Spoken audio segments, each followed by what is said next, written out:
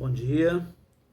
Como vocês viram nos dois últimos vídeos anteriores, que eu falei do medo, né, do confronto do medo e da mudança dos pensamentos como a base para se livrar dos distúrbios psicológicos e suas consequências, porque é dali que começa tudo, né, do medo, dos pensamentos e do medo.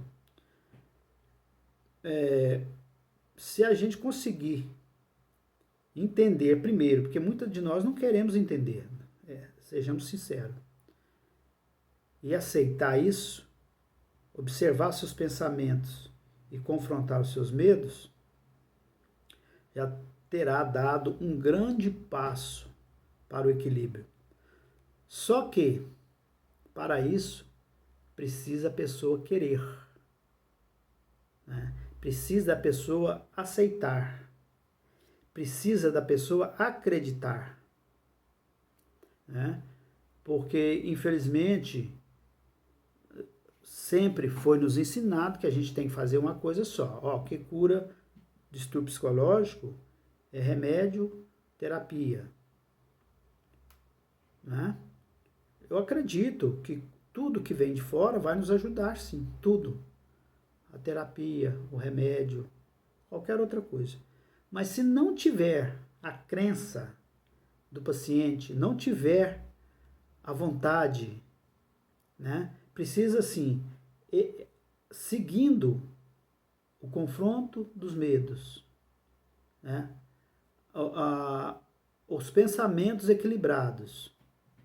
Aí precisa vir junto, é uma sequência, precisa vir junto a coragem de acreditar, né, nisso que eu estou me propondo e ter coragem para pôr em prática, né? Então não adianta eu entrar num programa de reabilitação psicológica que eu me propus a fazer sem eu acreditar naquilo. Então eu me propus, a princípio, a não dar vazão ao negativo dos meus pensamentos, mudar os meus pensamentos. E eu vou ter disciplina nisso. É assim que a gente deve agir. Eu não vou deixar que pensamentos intrusivos tomem conta de mim.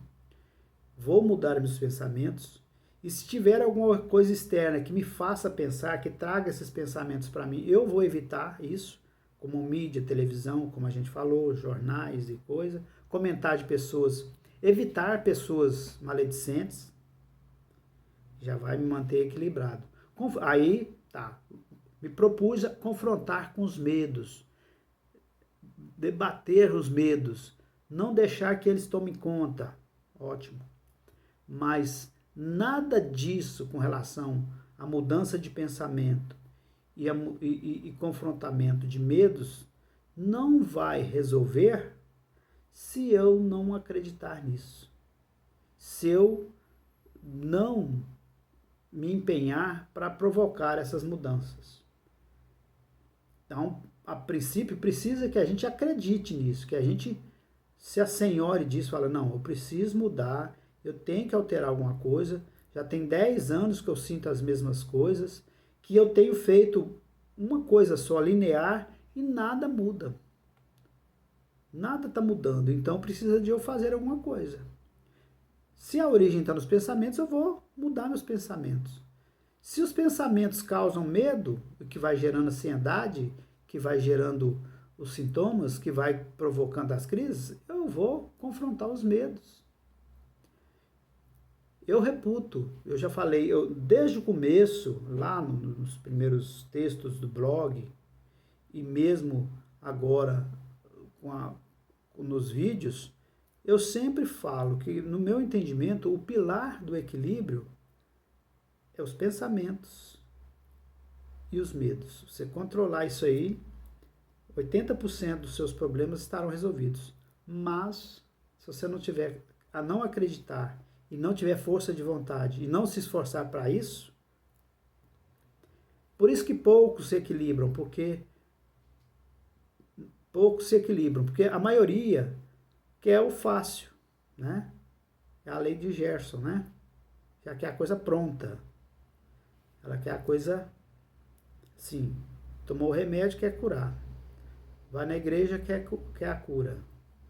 Foi no terapeuta, quer o equilíbrio. Então, sem se esforçar, sem mostrar nenhum tipo de resolução sua. Na verdade, nós não queremos ter a responsabilidade da nossa cura.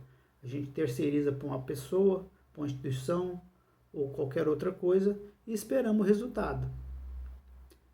Quando chega a hora da nossa participação, que é a principal, né, nessa trilogia ou nessa enumerado de possibilidades de cura, a gente não aceita, não quer, não sei por qual motivo. É a rebeldia de não aceitar aquilo que a gente acredita que vai nos salvar. E muitas das vezes, o que a gente acredita que vai nos salvar é o remédio, é a terapia, é a religião, né? E não estou aqui, já falei muitas vezes, vou repetir, não estou aqui depreciando isso. O remédio, a terapia, a religião são extremamente importantes, mas como auxiliares da nossa vontade, do nosso esforço, da nossa perseverança. Que precisamos fazer nós a nossa parte para que as outras coisas que vêm de fora façam a sua. Então, enquanto nós estivermos esperando que o milagre aconteça, nada vai acontecer. O milagre está em nós. Não é nem milagre religioso e nada, não. O milagre é a nossa postura, nossa mudança de postura perante a doença. Porque se nós nos analisarmos, quem está vivenciando os distúrbios há tanto tempo, a gente sabe que nós repetimos as mesmas coisas. Até as frases que a gente fala são as mesmas. As atitudes são as mesmas. Então, o nosso psicológico precisa entender que nós temos que sair dessa linha, né? Dessa linha que nós criamos, né? E a gente, sem perceber, a gente vai cada vez mais nos afundando na doença, jamais por conta do nosso comportamento que está fora do normal, do que por qualquer outra coisa. Porque olha bem, que psicológico aguenta, suporta você levantar de manhã e ficar falando em doença, em desequilíbrio, em dor, em sensação, e sai falando na internet, sai falando pro vizinho, sai no telefone falando, e quando não fala com os outros, o pensamento só fica naquilo ali.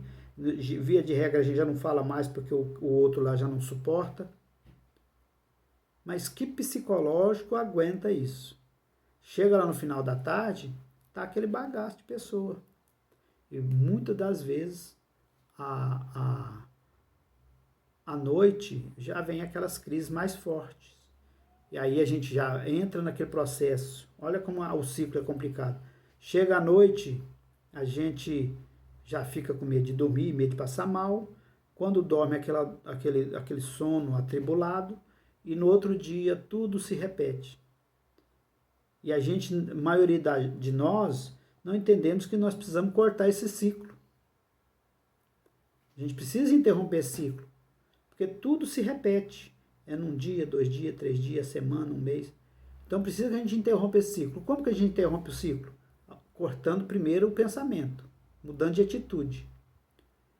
Né? Evitar pensamentos, evitar atitude, evitar palavras negativas. Começa lá no pensamento que nós falamos. E depois confrontar os medos. É assim que a gente vai se autoequilibrando. É sair daquela coisa linear que nós criamos de atitude, pensamento e medo. Tá bom? Então fica aí essa dica. Até o próximo, se Deus quiser.